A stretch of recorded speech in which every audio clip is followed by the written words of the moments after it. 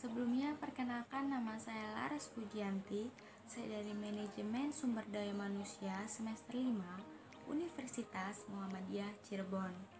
Hari ini saya ingin menyampaikan hasil review saya setelah membaca jurnal yang berjudul Membangun Tradisi Entrepreneurship pada Masyarakat oleh Helisia Margahana dan Eko Triyanto dari STI Nagara Sumatera Selatan dan STI Surakarta.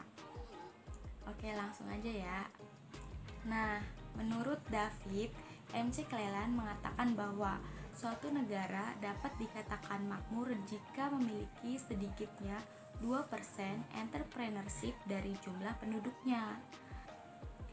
Menteri Koperasi dan Usaha Kecil Menengah mengatakan bahwa jumlah rasio entrepreneurship di Indonesia itu meningkat 7%, yang awalnya itu dari 1,55% menjadi 1,65% pada tahun 2016, lalu hingga akhir 2017 mencapai 3,1%, yang artinya sudah di atas standar internasional yang mematok angka 2%. Tapi di sisi lain, angka tersebut masih kecil dari negara-negara tetangga seperti negara Malaysia, Singapura, dan Thailand. Maka dari itu Indonesia saat ini masih perlu untuk meningkatkan jiwa entrepreneurship di Indonesia.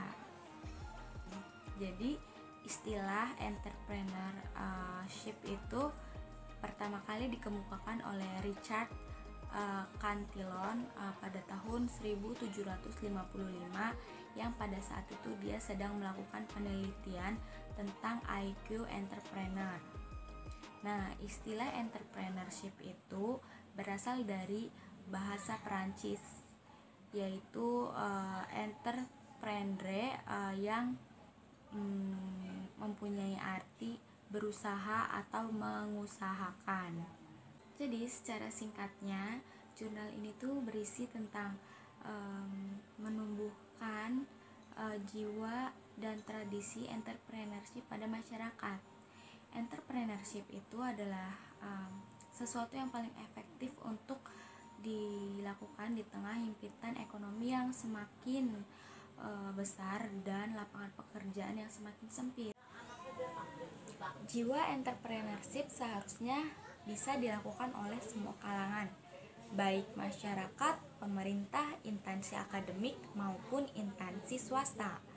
Dengan menumbuhkan jiwa entrepreneur sejak dini, maka akan melahirkan generasi-generasi entrepreneur yang berkualitas dan siap terhadap masa depan, dan juga dapat membendung laju pengaruh usaha dan bisnis dari luar negeri.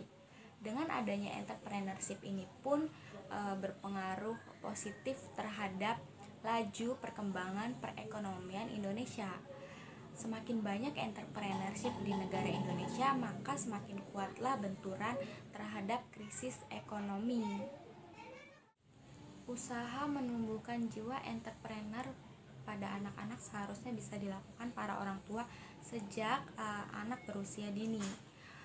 Nah, tetapi sayangnya di Indonesia sendiri para orang tua masih banyak terfokus untuk mempersiapkan anak-anaknya untuk memasuki jenjang pendidikan yang lebih tinggi, seperti menekankan anak-anak mereka untuk lebih pintar di dalam perhitungan, membaca, dan lainnya. Padahal ada hal baik jika di Indonesia para orang tua ini peka untuk bisa menumbuhkan jiwa entrepreneur terhadap anak-anaknya.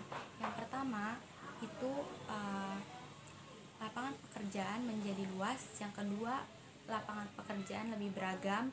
Yang ketiga, mengurangi tingkat pengangguran. Yang keempat, mengurangi penyakit sosial di kalangan masyarakat. Yang kelima, meningkatkan kesejahteraan ekonomi. Yang keenam, meningkatkan taraf ekonomi suatu wilayah. Dan yang terakhir, yaitu yang ketujuh, meningkatkan stabilitas ekonomi di negara Indonesia.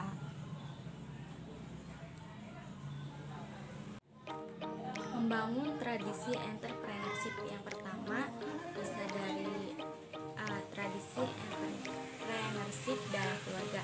Dalam hal ini, keluarga adalah peran utama untuk bisa menumbuhkan jiwa entrepreneurship pada anak-anak, karena orang tua adalah contoh terbaik para anak. Dalam hal ini juga keluarga bisa memberikan dukungan penuh agar si anak memiliki minat terhadap berwirausaha.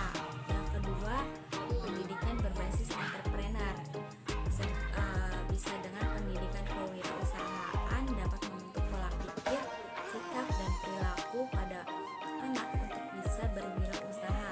Yang ketiga, peran pemerintah dan masyarakat dalam entrepreneur.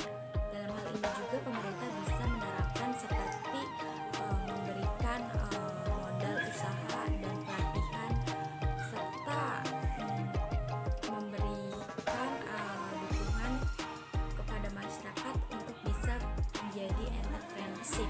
Yang keempat, entrepreneur dan perannya dalam perekonomian.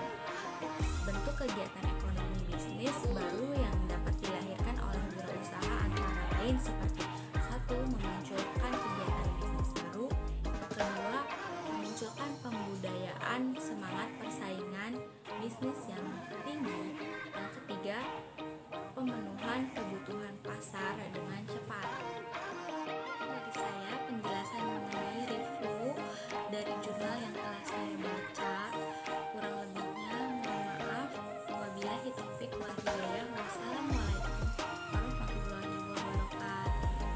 wabarakatuh.